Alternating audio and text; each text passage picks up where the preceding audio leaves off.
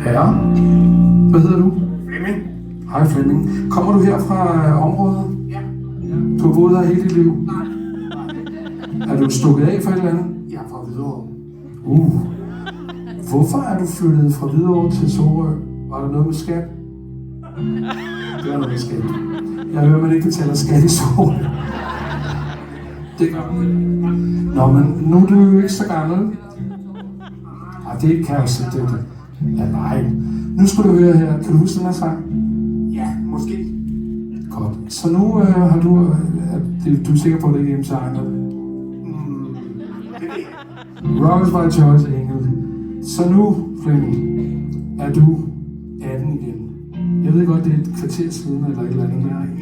Du er 18 hele tiden. Mine damer og herrer, giv den op for Flemming, der er 18 hele tiden. Sådan. Men mig og Flemming var faktisk kærester dengang Flemming boede i Hvidovre. Jeg boede i Amager. Og mellem Hvidovre og Amager savner man stadigvæk.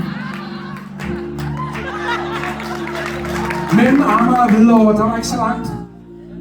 Og vi var kærester, vi kørte på knallerter sammen ude på Amager Fælled, og vi var i Hvidovre Stationsby ude i Avedøre, ikke? Yes, the place to be. Men pludselig kom Flemming til mig og sagde, Lars, jeg skal flytte. Jamen, hvad mener du, Flemming? Jeg skal flytte til Sorø. Hvad er det for et land? Det kan du da ikke, Flemming. Jo, jeg skal væk herfra. Der er nogen, der efter mig. Så i natten smule og mørke forsvandt Flemming. Og jeg tog tilbage til Tårnby Torv, og jeg græd. Og jeg sang den her. Kom tilbage til mig. Jeg elsker kun dig nu. Men pludselig fik Flemming andre tanker. Flemming var kommet ud af rockernes favntag og havde det godt igen på Sorø. Vi er lidt for dybt der, det må du undskylde.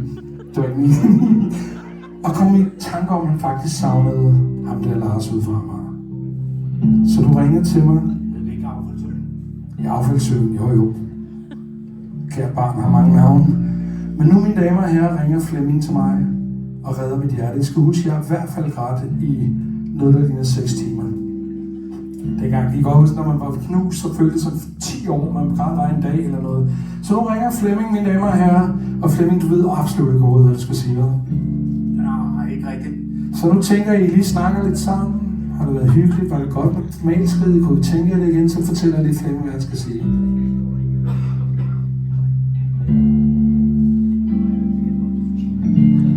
Flemming kan godt huske det, og lige pludselig så kommer det hele tilbage til ham.